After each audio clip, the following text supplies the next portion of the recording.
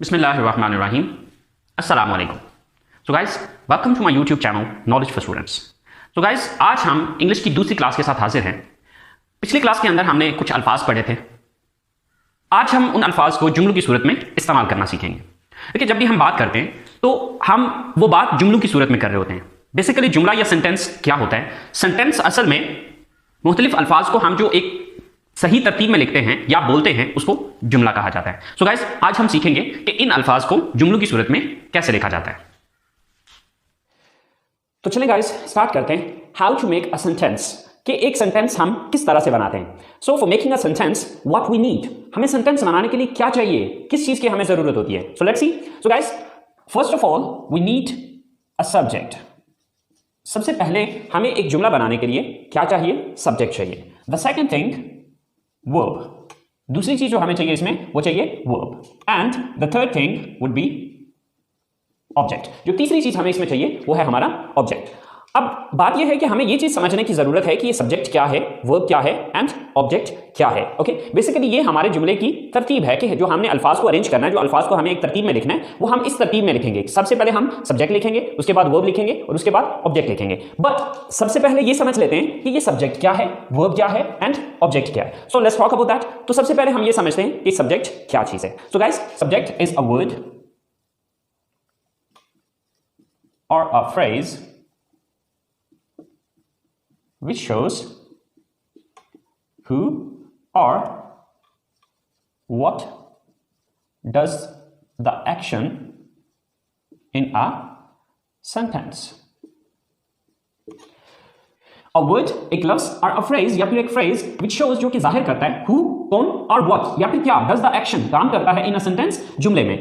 यानी कि एक ऐसा लफ्ज या फिर एक ऐसा फ्रेज जो कि ये जाहिर करता है कि जुमले में काम कौन कर रहा है या क्या चीज है जो जुमले में काम कर रही है। तो शॉर्टकट में अगर अपने अल्फाज में कहना चाहूं तो मैं ये चीज कहूंगा कि जुमले में सब्जेक्ट कहा जाता है उसको जो काम करने वाला होता है। तो शॉर्टकट ये कि काम करने वाले को सब्जेक्ट कहा जाता है। फॉर एग्जाम्पल,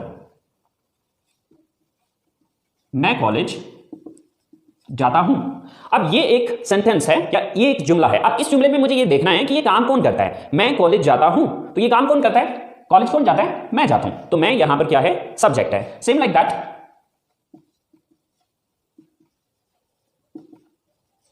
हम क्रिकेट खेलते हैं। अब हम क्रिकेट खेलते हैं, इस जुमले के अंदर ये काम कौन करता है? क्रिकेट कौन खेलता है? हम खेलते हैं। सो हम यहां पर सब्जेक्ट है।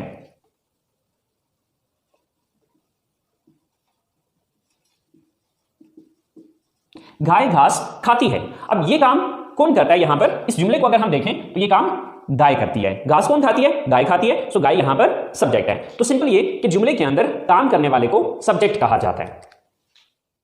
सो गाइस, चले हम चलते हैं अपने सेकंड पॉइंट की तरफ। सो हमारा सेकंड पॉइंट है verb. So what is a verb? Verb होता क्या है? तो चले देखते हैं। A word which shows the action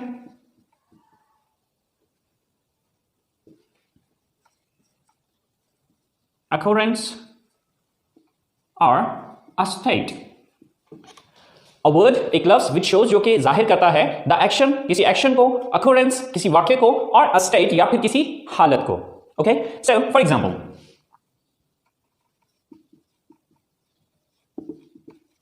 मैं कॉलेज जाता हूं। सो यहां पर काम करने वाला कौन है?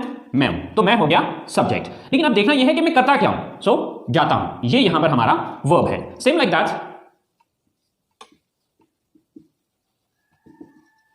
हम क्रिकेट खेलते हैं। ये काम कौन करता है? हम करते हैं। तो हम हो गए सब्जेक्ट। अब हम करते क्या हैं? खेलते। सो खेलते यहां पर वर्ब है। ओके,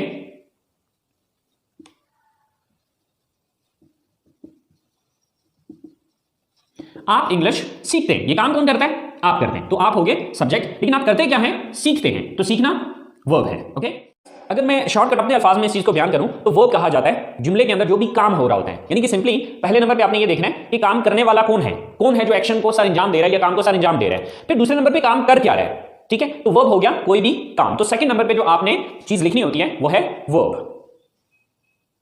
सो हमारी तीसरी चीज है ऑब्जेक्ट। सो ऑब्जेक्ट क्या है? अ वर्ड और a phrase which is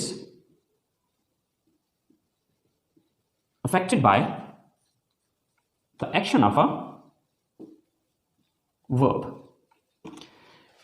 a word एक लफ्ज और अ फ्रेज या फिर एक phrase which is affected by the action of a verb, जिस पर किसी वर्ब का या किसी काम का असर हुआ होता है। तो यानी कि शॉर्टकट अगर मैं अपने अल्फाज में समझाऊं तो जिस चीज पर काम वाकया हो रहा होता है उस चीज को ऑब्जेक्ट कहा जाता है। मिसाल के तौर पे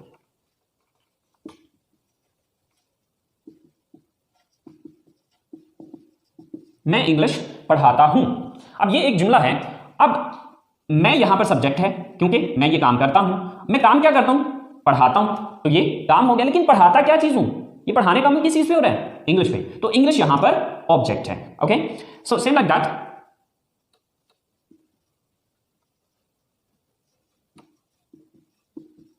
गाय घास खाती है।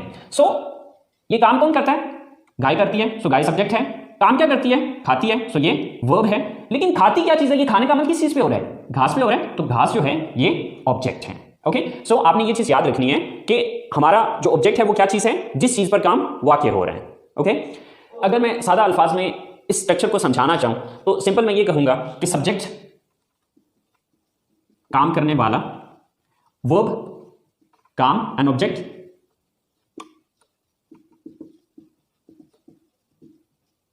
जिस चीज पर काम हो रहा हो। जब भी आपने एक उर्दू जुमले को इंग्लिश में लेके आना है तो उसके लिए आपने इस तरतीब को फॉलो करना है या इस ऑर्डर को, इस अरेंजमेंट को फॉलो करना है कि सबसे पहले आपने उर्दू जुमले के अंदर ये चीज देखनी है कि इस जुमले में काम कौन कर रहा है। सबसे पहले उसकी इंग्लिश लिखनी है। दूसरे नंबर पे फिर ये देखना है कि ये बंदा या ये चीज काम क्या करती है, उसकी इंग्लिश लिखनी है। और उसके बाद फिर तीसरी चीज आ जाएगी कि ये चीज नोटिस करनी है कि किस चीज पर वो काम करता है। ओके, इस तरतीब को फॉलो करते हुए आप हजारों के हिसाब से जुमले खुद से बना सकते हैं अगर आपको उन अल्फाज की इंग्लिश आती हो। तो चलिए गाइस, कुछ एग्जांपल्स देखते हैं, कुछ उर्दू स्टेटमेंट्स बनाते हैं और उनको इंग्लिश में ट्रांसलेट करके देखते हैं। तो सो गाइस, शुरू करते हैं। ये हमने कुछ 4-5 स्टेटमेंट्स लिखी हैं। अब इन स्टेटमेंट्स को हम इंग्लिश में ट्रांसलेट करके देखते हैं। तो गाइस, हमने फॉलो करना है इस स्ट्रक्चर को। ओके, तो अब देखिए कि सबसे पहले हमें क्या लिखना है। अब इस जुमले को हम इंग्लिश में ट्रांसलेट करना चाह रहे हैं तो सबसे पहले हम ये चीज देखेंगे कि इसमें सब्जेक्ट कौन है। सब्जेक्ट किसको कहते हैं? काम करने वाले को। मैं किताब पढ़ता हूं। तो अब इसमें सबसे पहले मैं ये नोटिस करूंगा कि ये काम कौन करता है इस जुमले में। तो ये किताब कौन पढ़ता है? तो किताब कौन पढ़ता है? मैं पढ़ता हूं। तो मैं की इंग्लिश सबसे पहले लिखी जाएगी। तो मैं की इंग्लिश क्या है? आई।